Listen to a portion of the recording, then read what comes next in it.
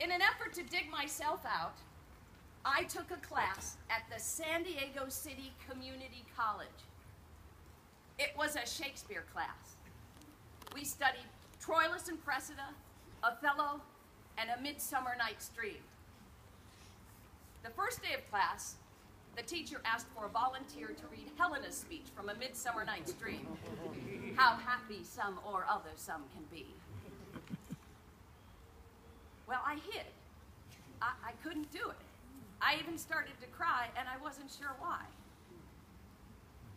A few weeks later, we studied Othello, and I got to look at that Desdemona character that I didn't get to play. And I remember thinking, wow, she was a good girl. She followed her heart. She did everything right, and yet she turns out to be a victim. How can someone so smart be so naive and trusting? And then I started thinking about the last couple years of my life, and I thought, maybe I do know how someone so smart can be so naive and trusting. Finally, we looked at Troilus and Cressida. The teacher said, Troilus and Cressida is a problem play. It does not know what it wants to be. I thought, maybe I'm a problem play. I don't seem to know what I want to be. He said, all the characters in this play are not what they should be. I thought, my life is not what it should be. He said, all these famous Trojans and Greeks are supposed to be smart and heroic, but instead they are flawed and unlikable.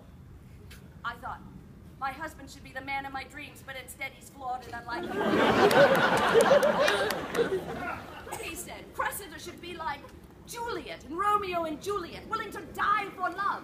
I thought, I don't feel like I'm in love, I feel like I'm dying. Oh. I was in trouble. I had somehow turned into a victim in my own story. My romantic comedy life had somehow morphed into a problem play. My husband, being a future psychologist, recommended therapy.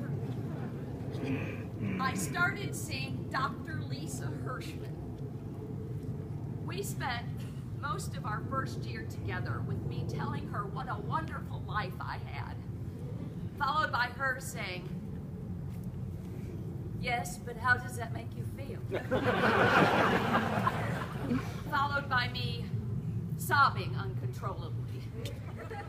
Finally, one day, out of the blue, she said, when do you remember being happiest? Several months and several boxes of sob-filled Kleenex later, I said,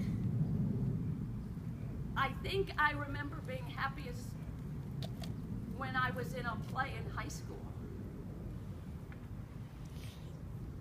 Oh. My dam had broken.